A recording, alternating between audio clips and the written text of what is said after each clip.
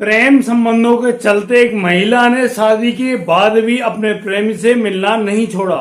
और दोस्तों, जब ससुर ने अपने बेटे की बहू को किसी और की बाहों में रंगरलियां मनाते हुए देखा तो उस ससुर से नहीं हुई वह बात हजम।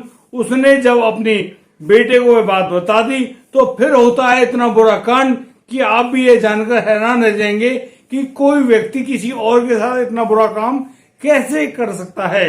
नमस्कार, आदाब, सत श्री अकाल दोस्तों, मैं भीषम प्रकाश स्वागत करता हूं आपका हमारे YouTube चैनल किस्से क्राइम पर। दोस्तों, पूरी घटना की जानकारी के लिए बने रहिए हमारे साथ वीडियो में अंत तक।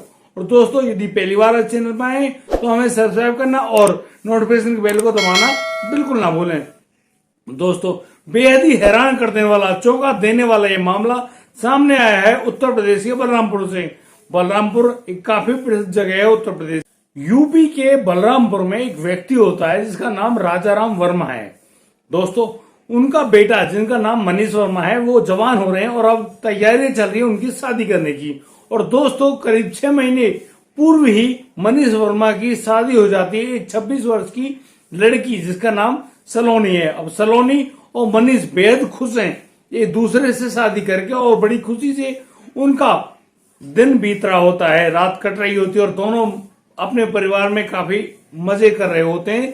साथ ही साथ सास ससुर यानी कि सास ससुर राजाराम वर्मा और उनकी पत्नी अपनी बेटे की बहू को पाकर बेहद खुश हैं। दोस्तों, अभी राजाराम वर्मा घर पे होते हैं। उनका बेटा मनीष वर्मा एक कंपनी में इंश्योरेंस एडवाइजर का कार्य करता है।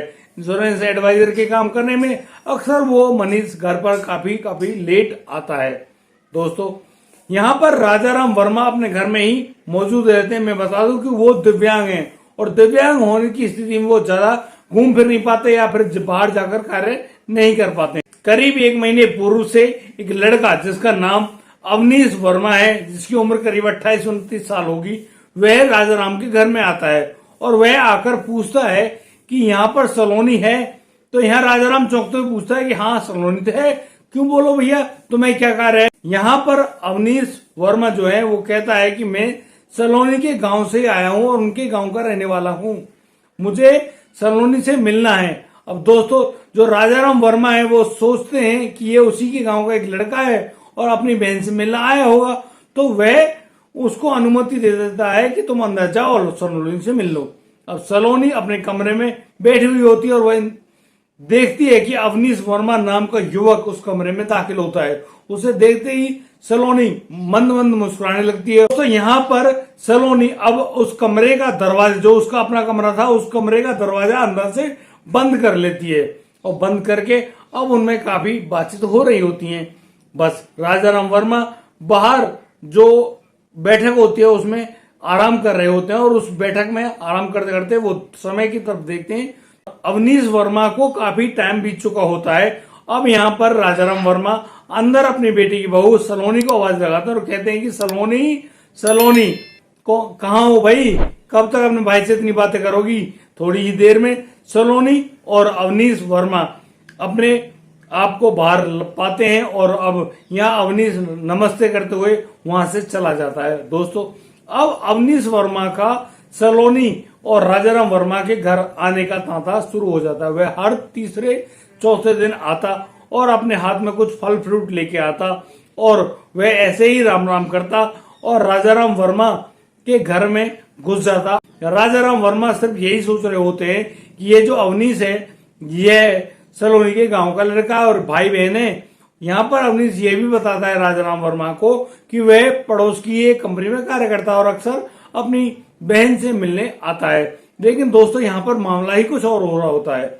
अब एक दिन जब अवनीश उस घर में आता है और वह अपने हाथ में 2 किलो सेब लाए हुए होता है, उस सेब की थैली को राजाराम वर्मा की बिस्तर पर रखते हुए बोलता है कि आप ये खा लीजिए, मैं अभी सलोनी से मिलकर आता हूं।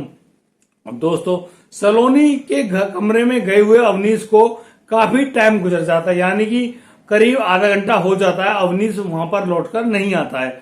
अब राजाराम वर्मा को काफी ज्यादा टेंशन होने लगती है। राजाराम वर्मा अब जैसे तैसे अपने बिस्तर से खड़े होते हैं और वो बड़े धीरे से चुपके से अंदर की तरफ जा रहे होते हैं और अंदर जो सलोनी का कमरा होता है उसकी विंडो से अचानक वो झांक कर देखते हैं। राजाराम वर्मा देखते हैं कि जो सलोनी है और अवनीश वर्मा है बेहद आपत्तिजनक स्थिति में है, यानी कि उनके शरीर पर कोई भी वस्त्र नहीं है और वो एक दूसरे के साथ हंसी ठिठोली कर रहे हैं और साथ ही साथ एक दूसरे के साथ शारीरिक संबंध बना रहे हैं। इस बात को देखकर जो व्यक्ति राजाराम वर्मा बेहद ही हैरान होते हैं, उनको बहुत तेज गुस्सा आता है, लेकिन अपने बेटे का घर कहीं ना उजड़ जाए वह इसी डर से चुप होता है और वह कोई भी कार्रवाई नहीं कर पाता है। वह चुपचाप से अपने बिस्तर पर आकर बैठ जाता है। अभी कुछ ही देर में अवनीश वर्मा अब उस कमरे से बाहर आता है और नमस्ते करते हुए वहां से चला जाता है। दोस्तों, इस पूरी घटना को देखते हुए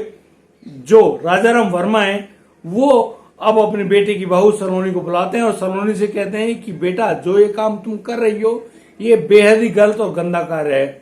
क्या तुम्हें किसी चीज की कमी है? क्या मनीष जो तुम्हारा पति है वह तुमको खुश नहीं रख पाता? आखिर कोई बात तो कमी रही होगी। तो यहाँ पर सलोनी कहती है कि पिताजी, अवनीश मेरा बचपन का प्यार है, यानी कि हम बहुत पहले से एक दूसरे से प्यार करते आए हैं और अब हमसे जब से मेरी शादी हुई है मैं अवनीश से नहीं मिल पा रही थी। हमसे एक दूसरे का दूर रहना सहन नहीं हो पा रहा था, इसलिए अवनीश को इस घर में प्रवेश करने का तरीका तो मैंने ही बताया था और इसी तरीका को करते हुए अवनीश अब हमारे घर में दाखिल हो चुका है और वो मेरे पास बैठकर हमसे ढेर सारी प्यार की बातें करता है, मिलता जुलता है। लेकिन यहाँ पर राजाराम वर्मा कहते हैं कि बेटा, वो तुम्हारे साथ शारीरिक संबंध भी बनाता है, क्या यह बात जायज है? तो यहाँ सलोनी वर्मा कहती है कि इसमें क्या बुराई है, जब हम एक दूसरे से प्यार करते हैं तो हम ऐसा भी कर सकते हैं। तो राजाराम वर्मा कहता है कि बेटा, ये भाई बहन का रिश्ता है और भाई बहनों के बीच में इस तरह से अवैध संबंध कायम होना बेहद ही शर्मनाक बात है। दोस्तों, यहाँ राजाराम वर्मा की बात को टालते हुए सलोनी वर्मा अब अपने कमरे में चली जाती है। दोस्तों, यहाँ राजाराम वर्मा अपने पुत्र मनीष वर्मा को यह बात नहीं बताता है। उसको डर होता है कि कहीं उसने ये बात बता दी तो इस बात को जानकर कहीं मेरा पुत्र बहुत ज्यादा गुस्से में आकर कहीं अपनी पत्नी या अपने साथ कोई गलत कार्य ना कर बैठे। दोस्तों, इसी बारे में अब जो सलोनी होती है वह अपने प्रेमी अवनीश वर्मा को इस बारे में जानकारी दे देती है कि राजाराम वर्मा जो मेरे ससुर है उनको हमारे इन अंतरंग संबंधों के बारे में पता चल गया है। अब दोस्तों, अगले दिन अवनीश वर्मा आता है दोपहर को और दोपहर को आते ही वह उसी प्रकार से नमस्कार करता है राजाराम वर्मा को और जो अपने साथ लाए हुए फ्रूट्स होते हैं उनको उनके बिस्तर पर रखते हुए अंदर जाने की कोशिश कर रहा होता है। तो राजाराम वर्मा यहाँ अवनीश को रोक देता है और कहता है कि बेटा, तुम जिस कार्य के लिए और जैसे तुम यहाँ आ रहे हो यह मामला बेहद ही खतरनाक है और बेहद ही गलत कार्य है। तुम अपनी बहन को ही नहीं बकस रहे हो, यानी कि अपनी बहन, अपनी गोत्र की बहन के साथ ही इस प्रकार का कृत्य करते हो, आपको शर्म नहीं आती? तो यहाँ पर अवनीश भी राजाराम की बातों को सुनकर बहुत ज्यादा गुस्सा होता है और वह कहता है कि राजाराम, आपको सभी बातों का पता तो चल गया है, लेकिन तुम्हें एक बात का नहीं पता चला होगा, वो बात मैं तुम्हें अभी करके बता देता हूं। और दोस्तों, इतने में ही जैसा कि मैंने बताया कि राजाराम वर्मा एक दिव्यांग पुरुष हैं, तो इसी बात का फायदा उठाते हुए अब अवनीश वर्मा सीधा गला पकड़ लेता है राजाराम वर्मा का और उसको इस प्रकार से दबाता हुआ चला जाता है कि यहाँ पर जो सांस लेने की प्रक्रिया है राजाराम की वह बंद हो जाती है। इस पूरे मामले में अवनीश वर्मा का साथ निभाती है राजाराम के बेटे की बहू सलोनी वर्मा और ये दोनों प्रेमी और प्रेमिका अपने ससुर राजाराम की हत्या करने के बाद उनके शव को एक बेड शीट में लपेटकर बिस्तर के नीचे छुपा देते हैं। दोस्तों, जैसे ही शाम को मनीष आता है अपने घर में तो अपने पिता को ढूंढ रहा होता है और यहाँ पर उनका पिता नहीं मिल रहा होता है। वह इधर उधर जब ढूंढ खोज कर रहा होता है तब सलोनी अचानक उसको इशारा देती है कि तुम्हारे पिता कहीं ऐसा तो नहीं कहीं इधर उधर पड़े हों। तो दोस्तों, इतने में ही जो मनीष वर्मा है वह अपने पिता के बिस्तर के नीचे जाकर देखता है तो उसको कुछ अजीब दिखाई देता है और उसी अजीब हालात में वह उस बेडशीट को खींच कर देखता है तो उसके अंदर लाश होती है। मनीष वर्मा अब पुलिस को इतला देता है, पुलिस में सूचना देता है कि किसी ने मेरे पिता का मर्डर करके उनके सबको मेरे घर के अंदर ही छुपा रखा है। दोस्तों उसके इत्तला करने पर पुलिस भी अब मौका वारदात पे पहुंच जाती है और अब पुलिस कार्रवाई करते हुए मनीष से पूछ रही होती है कि इनका किसी से झगड़ा या कोई बात तो नहीं है। तो यहाँ पर मनीष मना कर देता है कि मेरे पिता बहुत ही सीधे साधे इंसान है, उनका किसी के साथ कोई भी झगड़ा नहीं है, किसी प्रकार की कोई बात नहीं है, लेकिन मुझे शक है अपनी पत्नी सलोनी पर। दोस्तों पुलिस को तो बस इशारा चाहिए। अब पुलिस महिला पुलिस की सहायता लेते हुए सलोनी को उस घर से गिरफ्तार करती है और सीधा ले जाती है पुलिस थाने।